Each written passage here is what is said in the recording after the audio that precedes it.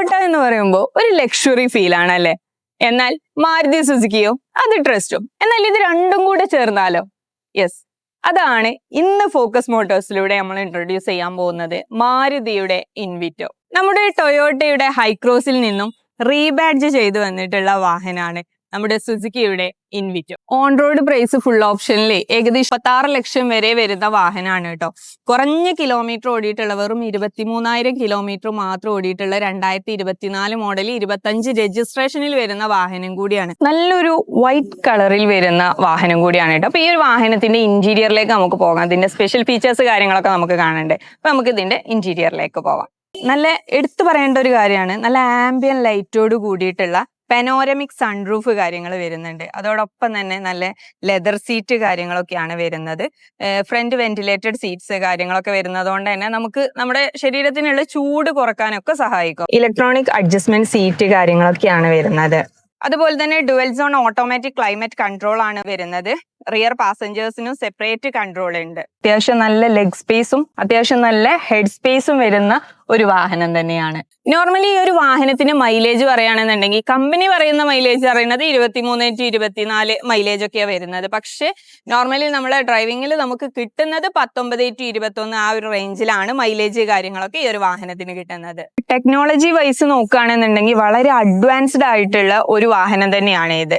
അതുപോലെ തന്നെ 10.1 ഇഞ്ച് വലിയ ടച്ച് സ്ക്രീന് കാര്യങ്ങളൊക്കെ വരുന്ന, വയർലെസ് ആപ്പിൾ കാർപ്ലേ കാര്യങ്ങളൊക്കെ വരുന്ന, 360 ഡിഗ്രി ക്യാമറ കാര്യങ്ങളൊക്കെ വരുന്ന ഒരു കിടിലം വാഹനം തന്നെയാണ്.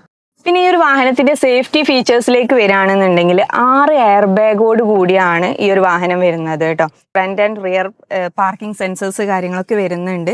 അതോടൊപ്പം തന്നെ ടയർ പ്രഷർ മോണിറ്ററിംഗ് സിസ്റ്റം അതും വരുന്നുണ്ട്. അതോടൊപ്പം തന്നെ ഇലക്ട്രോണിക് പാർക്കിംഗ് ബ്രേക്ക് വിത്ത് ഓട്ടോ ഹോൾഡ് വരുന്നുണ്ട്. വെഹിക്കിൾ സ്റ്റെബിലിറ്റി കൺട്രോൾ, അതായത് അതോടൊപ്പം തന്നെ ഹിൽ സ്റ്റാർട്ട് അസിസ്റ്റ്, ഈ ഇത്രയും ഓപ്ഷൻസ്, അതായത് സേഫ്റ്റി ഫീച്ചേഴ്സ് ഈ ഒരു വാഹനത്തിന് വരുന്നുണ്ട് എന്നുള്ളതാണ്. പിന്നെ ഈ ഒരു വാഹനത്തിന്റെ മറ്റൊരു ഹൈലൈറ്റ് ആണ് ഹൈബ്രിഡ് എഞ്ചിൻ എന്നുള്ളത്. അത്യാവശ്യം നല്ല പവർ ഹൈബ്രിഡ് ആണ് ഈ ഒരു വാഹനത്തിന് വരുന്നത്. അതോടൊപ്പം തന്നെ PM 2.5 എയർ ഫിൽട്ടർ ക്യാബിന് കാര്യങ്ങളൊക്കെ വരുന്നുണ്ട്. ക്രൂയിസ് കൺട്രോൾ പ്ലസ് പാഡിൽ ഷിഫ്റ്റേഴ്സ്. അതോടൊപ്പം തന്നെ മറ്റൊരു ഹൈലൈറ്റ് ആണ് നമ്മുടെ വിൻഷീൽഡിന്റെ, അതായത് എക്കോസ്റ്റിക് പ്ലസ് IR കട്ട് വിൻഷീൽഡ് ആണ് വരുന്നത്. അതായത് ഹീറ്റും നോയ്സും ഒക്കെ കുറക്കാനായിട്ട് ഇത് സഹായിക്കും.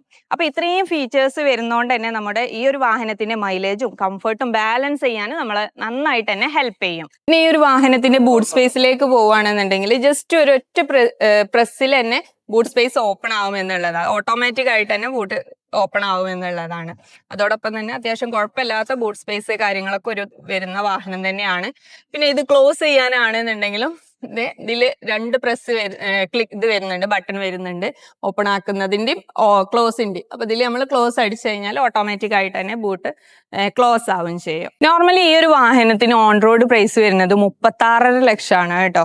എന്നാൽ ഫോക്കസ് മോട്ടോഴ്സ് എക്സ്പെക്ട് ചെയ്യുന്ന പ്രൈസ് 32,50,000 ഫുൾ കമ്പനി സർവീസ് കാര്യങ്ങളൊക്കെ അവൈലബിൾ ആയിട്ടുള്ള ഓട്ടോമാറ്റിക് ട്രാൻസ്മിഷനിൽ വരുന്ന വാഹനമാണ്. അപ്പൊ ഈ ഒരു വാഹനത്തിന്റെ കൂടുതൽ വിവരങ്ങൾക്കായി നമ്മുടെ ഫോക്കസ് മോട്ടോഴ്സിന്റെ വെബ്സൈറ്റ് പേജ് വിസിറ്റ് ചെയ്തോളൂ. അതെല്ലാന്നുണ്ടെങ്കിൽ സ്ക്രീനിൽ കാണുന്ന നമ്പറിൽ കോൺടാക്ട് ചെയ്തോളൂ.